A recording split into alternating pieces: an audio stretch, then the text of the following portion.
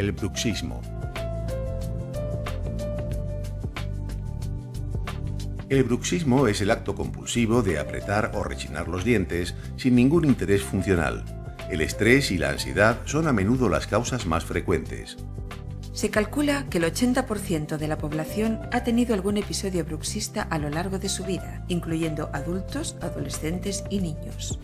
Y es una conducta muy nociva para los dientes, el periodonto y los músculos de la boca. Existen tipos de movimientos bruxistas: el apretamiento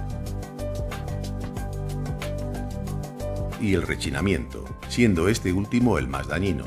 La manifestación más común del bruxismo es el desgaste de los dientes. También podrá causar sensibilidad dental y fisuras, o incluso fracturas y desprendimientos de restauraciones. Además, puede producir la pérdida de anclaje de los dientes.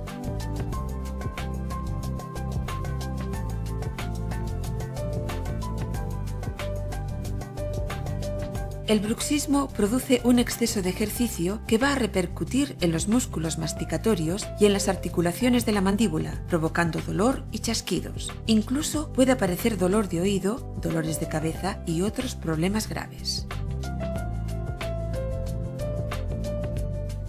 El bruxismo puede ser diurno o nocturno, siendo este último el más frecuente y que a menudo pasa desapercibido.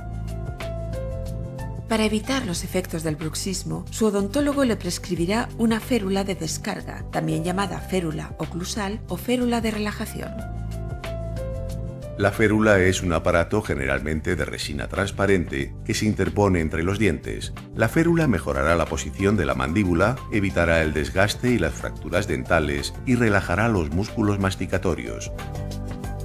También protegerá a las carillas, coronas y puentes. Sin duda, la férula es el tratamiento dental más conveniente ante el bruxismo, ya que ofrece excelentes resultados a medio y largo plazo.